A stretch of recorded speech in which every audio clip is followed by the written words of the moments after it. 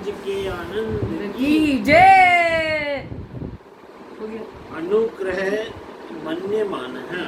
हम कल देख रहे थे नारद जी की कथा कि उनके गुरुदेव ने उन्हें बोला कि आप अपनी माता की सेवा करो, वो भी भक्ति होती है। और गुरुदेव ने जब उन्हें ये बात बताई तो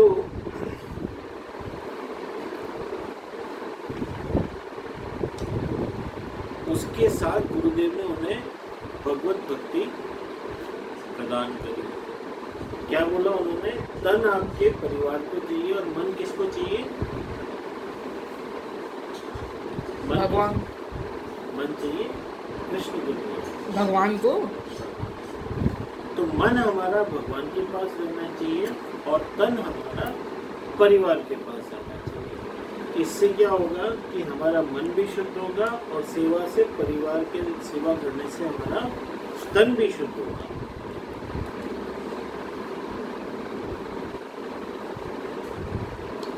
तो कई जने क्या करते हैं कि वो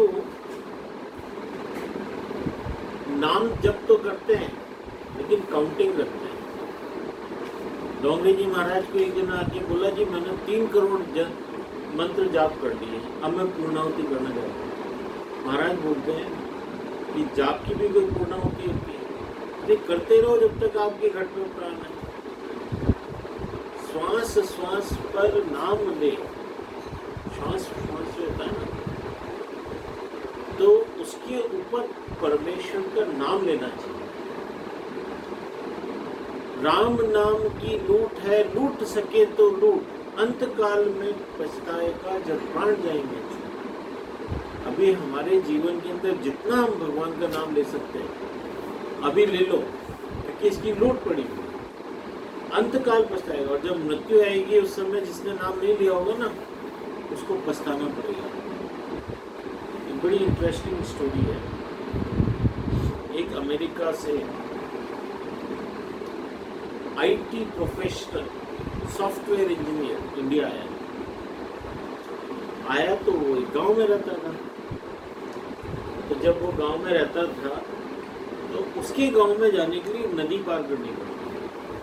पहले तो वो अमेरिका से प्लेन में आया, फिर दिल्ली से ट्रेन में आया, फिर वो जब गांव के जंक्शन पे आया तो वहाँ से उसको जब अपने गांव जाना था तो नदी पार करनी। तो उसने एक नाव वाले से बोला, भैया मेरे को उस तरफ छोड़ दो। नाव वाले ने बैठ जाओ। अब नाव वाले के और उसके बीच में बातचीत शुरू हुई। उसने नाव वाले से बोला, तुमने कभी अमेरिका देखा है? साहब गरीब आदमी, पूरी जिंदगी नाव चलाई है, मैंने तो अमेरिका नहीं देखा, तुम्हारी आधी जिंदगी बेकार, दुनिया ही नहीं देखी। फिर उसने पूछा कि क्या आपने कभी जिंदगी में डॉलर देखा है?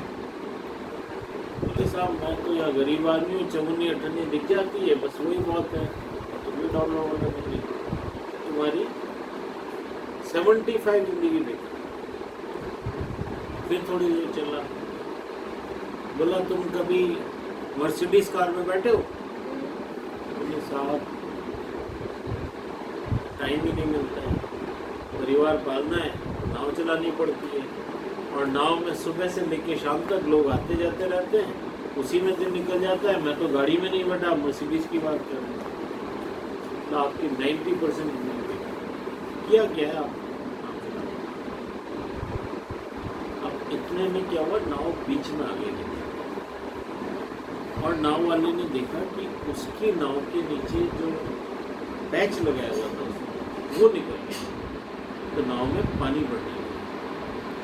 तो नाव वाले ने कहने भी बोला, तुम्हें तैरना आता है? तो उसने बोला कि मैं कमाने धमाने में इतना बिजी रहा कि कभी तैरना ही नहीं सीखा। तो महाराज आपकी पूरी जिंदगी बेकार, मुझे भी नाव डूबना होगी। अब यहाँ से बिना तैरना सीखे आप भाग नहीं सकते। इसी प्रकार से हमारे जीवन के अंदर हमने बहुत सारी चीजें सीखी होंगी, बहुत सारी चीजें देखी होंगी, लेकिन अगर स्पिरिचुअल नॉलेज नहीं ली तो वो जो बाकी सारी हमारी जो जगत की चीज़ें हैं, जो हमारे अचीवमेंट्स हैं, जो हमारे क्रेडेंशियल्स हैं, जो हमारी एजुकेशन है, अगर स्पिरिचुअल लाइफ हमने, स्पिरिचुअल नॉलेज हमने नहीं दी, तो at the time of death none of these will work. हमारे जो जितने भी मटेरियल सक्सेसेस है ना, वो यहीं रह जाएंगे, वो हमारे साथ क्रॉस नहीं कर पाएंगे। जबकि हमारी जो स्पिरिचुअल प्रोग्रेस होती है, जो हमारे माइंड की स्टेबिलिटी होती है, जो हमारे इमोशंस के ऊपर हम कंट्रोल कर पाते हैं, हमारे जो हम सर्कुल प्राप्त कर लेते हैं, हम जो भगवान की भक्ति कर लेते हैं, जो स्पिरिचुअल नॉलेज हम गेन कर लेते हैं, ये हमारे साथ आगे हमें पार लगाए। तो आप जैसे उस अमेरिकन लड़के ने सारी अचीवमेंट कर लिए वर्ल्ड की, लेकिन उसने तैरना नहीं सीखा, तो at the time of death that will not help him. But अगर वो तैरना सीख लेता उन सबके साथ, तो उस समय वो तैर के दूसरे पार जा सकता था, उसकी ज़िंदगी बच सकती है। इसी प्रकार से हमारे जीवन में भी हम जितना स्पिरिचुअल नॉलेज को गेन करते हैं, जितना स्पिरिचुअल नॉलेज को ग्रहण करते हैं, ये हमें मृत्यु के, जन्म मृत्यु के चक्र से, जन्म मृत्यु के सागर से ये बाहर निकालता है। हम लोगों को बार बार फिर जन्म लेना कितना कष्टदायक होता है मालूम है आपको? ये लाइफ जीना इट्स नॉट ईजी। जब पैदा होते हैं तो 9 महीने माँ के गर्भ में रहते हैं। आपको अगर एक कमरे के अंदर बंद कर दिया जाए तो सफोकेशन होने लगेगी, वो भी अगर 12 घंटे के लिए। Think about 9 months you are in a small space. You cannot move around, you cannot do a lot of things. आप वहीं पे पड़े रहते हैं। आपको एक बिस्तर के ऊपर बांध करके बोरे के अंदर छोड़ दिया जाए, कितना सफोकेशन हो जाएगा, कितनी तकलीफ हमें होती है। उस समय ऐसा बोलते हैं कि जो जीव होता है वो छटपटाता है कि भगवान एक बार मुझे बाहर निकाल दो इस नरक से। क्योंकि अंदर क्या होता है, माँ के पेट के अंदर भी सारे गर्भ के अंदर वही सब, माँ जो खाती है खट्टा मीठा तीखा खा लेती है तो बच्चे को जलन होती है, और मल मूत्र सब वहीं पे होता है पेट के अंदर, उसी के अंदर बच्चा पल रहा है। बच्चे को बहुत पीड़ा होती है। जन्म is not very present circumstances. और वही चीज़ है कि जब मृत्यु होती है तब भी कोई ना कोई दुख जरूर आता है। तो बीमारी के कारण मरेगा या एक्सीडेंट के कारण मरेगा, तो उस समय भी बड़ा दुख होता है। जन्म में दुख होता है, मरण में दुख होता है। अब बात करें हम जीवन के अंदर, तो जीवन के अंदर भी कोई बहुत ज़्यादा सुख मिले ऐसी बात नहीं है। बच्चा जब छोटा होता है ना, 1 साल का होता है, 1.5 साल का होता है, उसको क्या क्या प्रॉब्लम होती है वो बता भी नहीं सकता।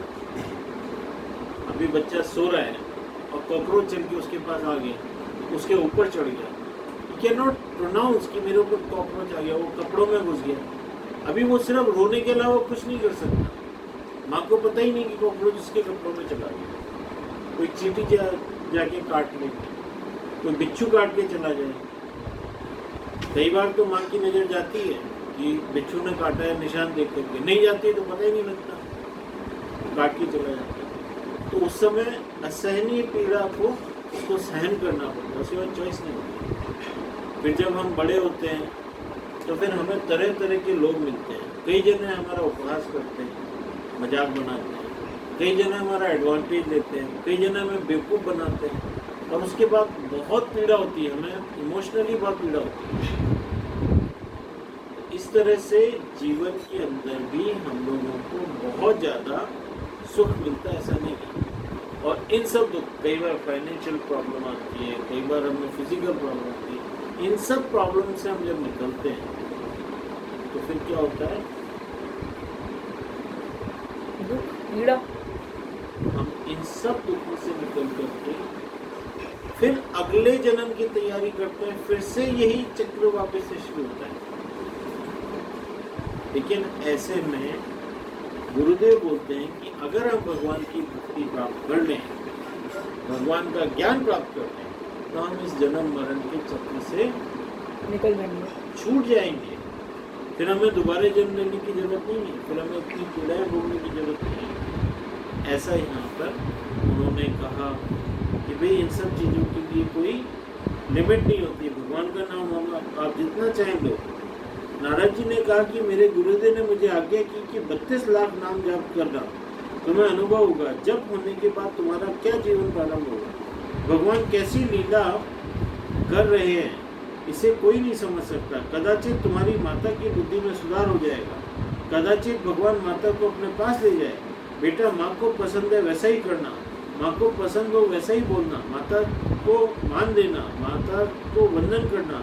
माता के आशीर्वाद से भक्ति में जरा भी विघ्न नहीं आएंगे। मेरे गुरुदेव ने मुझे ऐसा उपदेश दिया, वो आशीर्वाद देके गए कि अब से माता की कहे में चलना और तुम्हें कोई विघ्न नहीं आएगा, तुम ऐसे भी भगवान की भक्ति प्राप्त करोगे। फिर गुरुदेव पधार गए। गुरुदेव के वियोग से मुझे बहुत दुख हुआ। मुझ पर वे कैसा प्रेम रखते थे। पूर्व जन्म के गुरुदेव के स्मरण से नारद जी की आंखों में आंसू आ गए। कहने लगे कि मुझे कोई सम्मान देता है तब गुरुदेव की याद आती है। ये सब उनकी ही कृपा का फल है। अपने गुरुदेव के उपदेश का स्मरण करके मैं 12 वर्षों तक घर में रहा। तन से मैंने माता की भक्ति करी, मन से मैं वृंदावन में रहता था। मंत्र के जप करते हुए मैंने श्री कृष्ण की भक्ति की, सेवा की। 32 लाख जप हो जाने के बाद प्रभु को दया आ गई। एक दिन ऐसा हुआ कि माता संध्या समय पर दूध दूहने गई। वहाँ गौशाला में अंधकार था। माता को पाँव सर्प पर पड़ गया, सर्पदंश हुआ, माता का मरण हुआ। माता की मृत्यु से मैं बहुत दुखी नहीं हुआ। प्रभु ने जो कुछ किया अच्छा ही किया। मैंने इसे परमात्मा का अनुग्रह माना। क्योंकि माता जी की डेथ हो गई तो उन्होंने कहा कि ठीक है, अब ऐसा हुआ है तो ये प्रभु की कृपा है, और उन्होंने इसको अपने दुख का कारण नहीं बनाया, और वो वहाँ पर से अपनी भक्ति को और दृढ़ करने के लिए उन्होंने अपना मन बना लिया। बोली कृष्ण कन्हैया लाल की जय। जय। आज के आनंद की जय। जय।